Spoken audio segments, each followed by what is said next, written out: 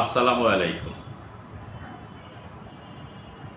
ইসলাম legal solution বিডি.কমে আপনাদেরকে সাদর আমন্ত্রণ। আমি আপনাদের সঙ্গে আছি বিভিন্ন আইনি আলোচনা নিয়ে। এই আলোচনা যদি আপনাদের কোনো কাজে লাগে, তাহলে পরবর্তী কোনো বিষয় যদি জানার আগ্রহ থাকে এবং জানতে চান, তাহলে আমার চ্যানেলকে সাবস্ক্রাইব করুন, আমার সঙ্গে থাকুন। আজকে আমরা ছোট্ট একটা বিষয় আলোচনা করব, কিন্তু অত্যন্ত গুরুত্বপূর্ণ। সেটা হলো, যদি কোনো মামলায় বিচার সম্পন্ন হওয়া শেষে জাজমেন্ট হয়ে যায়, সেই জাজমেন্ট কি উইদাউট রিভিউ অর এপিল সংশোধন করার কোনো বিধান আছে কিনা, থাকলে সেটা কিভাবে করা যাবে, এই নিয়ে সংক্ষিপ্ত আলোচনা করব। এটা আমরা সংক্ষেপে বলে থাকি a unsigned order can be recalled. অর্থাৎ জাজমেন্ট বলতে আমরা যেটা মনে করি, after conclusion of the hearing the জাজ প্রনাউন্স দ্য ডিসিশন। উনি যে সিদ্ধান্তটা দেন, এটাই হচ্ছে জাজমেন্ট বা রায়। এখন সেই রায় প্রদান করতে গিয়ে যদি জজ সাহেব কোনো ঘটনাগত বিষয় যদি উনি মিস করে ফেলেন, যেটা কনসিডারেশনে নেওয়া উচিত ছিল কিন্তু কনসিডারেশনে নেন নাই, এবং সেই বিষয়টা অলরেডি রেকর্ডেড, যা নথিতে সংরক্ষিত আছে, এবং এর উপরেই আইনগত যে সিদ্ধান্ত তার পক্ষে, কিন্তু কোর্ট ভুলবশত যদি এরকমের কোনো সিদ্ধান্ত দিয়ে থাকেন, সেক্ষেত্রে ওই সংশ্লিষ্ট পক্ষ যেই আদালত জাজমেন্ট দিয়েছে, সেই আদালতেই আনসাইন অর্ডার রিকলের দরখাস্ত করতে পারবেন। এবং এক্ষেত্রে কোর্ট সাধারণত যে কোর্টের যে ক্ষমতাটা হলো, দেওয়ানি কার্যবিধির আদেশ 20 বিধি 3 মোতাবেক একজন জাজ তার সেই আনসাইন অর্ডার রিকল করতে পারে।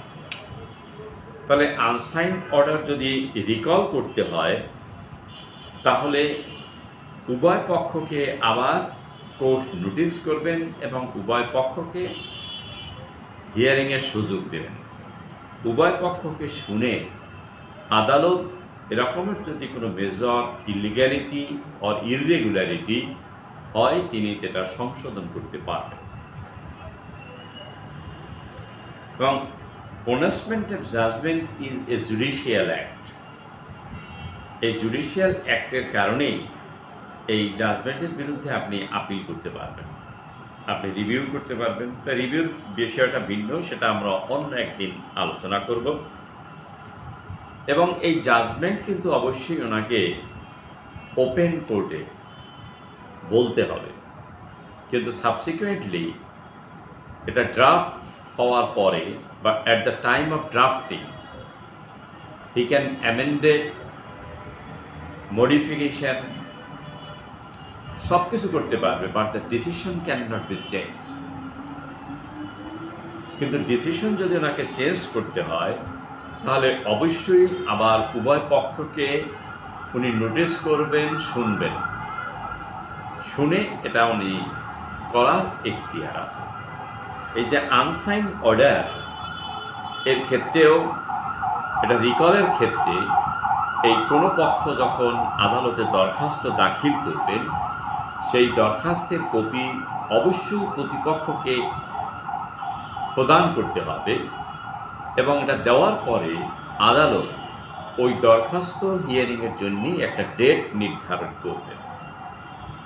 কোর্ট যদি মনে করে যে হ্যাঁ, এই আনসাইন অর্ডার রিকল করা দরকার, তাহলে তিনি একটা আদেশ দেবেন যে unsigned order passed by dated এত এত ইজ রিকর্ড, এবং উনি মামলাটা আবার পুনঃ শুনানিতে নেবেন এবং উভয় পক্ষকে হিয়ারিংয়ের সুযোগ প্রদান করবেন।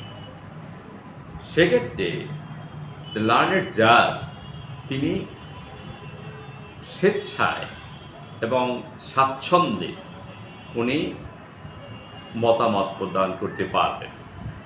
তবে যে লেফট আউট যে হয়েছিল সেটাও এখানে উনি ডিসকাশন করতে পারবেন। এছাড়া যদি কোনো জাজমেন্ট জজ সাহেব সিগনেচার করে ফেলেন এবং সিল দিয়ে থাকেন, তাহলে আর এই ক্ষমতাটা প্রয়োগ করা যাবে না। সেক্ষেত্রে ওই সংক্ষুব্ধ ব্যক্তি দেওয়ানি কার্যবিধির 152 ধারায় জাজমেন্ট অ্যামেন্ডমেন্টের দরখাস্ত করতে পারবেন, অথবা ওই জাজমেন্টের বিরুদ্ধে তিনি 30 দিনের মধ্যে সংশ্লিষ্ট আদালতে রিভিউ দাখিল করতে পারবেন। এবং আরেকটা কথা আমাদেরকে মনে রাখতে হবে, it must be based on the ground and point of the pleadings. জাজমেন্টে অবশ্যই আর্জির যে বিষয়বস্তু, সে আর্জি বলতে শুধু বাদী পক্ষের আর্জি না, বিবাদী পক্ষের আর্জির বিষয়বস্তুর বাইরে উনি কোনো বিষয় এখানে উল্লেখ করতে পারবেন না, এবং ওই বিষয় অবতারণা করে কোনো জাজমেন্ট প্রদান করতে পারবেন। এরকমের যদি হয়, সেক্ষেত্রে দ্য লার্নেড জাজ হু প্রনাউন্স দ্য জাজমেন্ট তিনি এই আনসাইন অর্ডার রিকল করে তিনি পুনরায় জাজমেন্ট দেওয়ার এখতিয়ার রাখেন। এক্ষেত্রে আমরা একটা সুপ্রিম কোর্টের আপিল বিভাগের একটি সিদ্ধান্ত আছে যে আনসাইন অর্ডার যে কোনো সময় তিনি রিকল করতে পারেন এবং প্রয়োজনে তিনি রিকল করে পুনরায় ওনার সিদ্ধান্ত পরিবর্তন করতে পারেন। এটা 11 BLT অ্যাপিলেট ডিভিশন পেজ 117-তে এই সিদ্ধান্তটা আছে। এছাড়া যে AIR 1966 এলাহাবাদ 221 পেজ এবং AIR 1954 সুপ্রিম কোর্ট পেজ 194। এরকম আমাদের এই উপমহাদেশে অনেক সিদ্ধান্ত আছে যে আনসাইন অর্ডার রিকল করতে পারবেন। এই আনসাইন অর্ডার রিকল এর ক্ষেত্রে কোর্ট এর মাথায় একটা জিনিস সবসময় থাকতে হবে, এবং যিনি এই অর্ডার রিকলের দরখাস্ত করবেন তাকেও অবশ্যই দেখাতে হবে যে vital question of facts or vital question of law এটা লেফট আউট হয়ে গেছে, যা কনসিডার করা হয় নাই।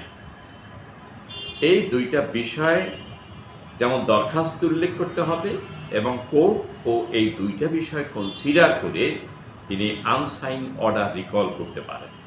কিন্তু রিকল করার পরে কোর্ট কি সিদ্ধান্ত নেবেন সেটা উভয় পক্ষের শুনানি আনতে উনি যে সিদ্ধান্ত নেবেন ইটস এ ফাইনাল, এবং এর বিরুদ্ধে যদি কারো কোনো অভিযোগ থাকে তাহলে তিনি রিভিউ করতে পারবেন বা উচ্চতর আদালতে তিনি আপিল করতে পারবেন। তাহলে আমরা দেখলাম যে কোনো জাজমেন্ট যদি দিয়ে থাকে, ওই জাজমেন্ট সই হওয়ার স্বাক্ষর হওয়ার পূর্ব পর্যন্ত এটা রিকল করার আইনে বিধান আছে এবং এই সুযোগটা দেওয়া হয়েছে। তাহলে আজকে আমরা এ পর্যন্তই, আবার দেখা হবে নতুন কোনো আইনি বিষয়। সে পর্যন্ত ভালো থাকুন, সুস্থ থাকুন। আসসালামু আলাইকুম।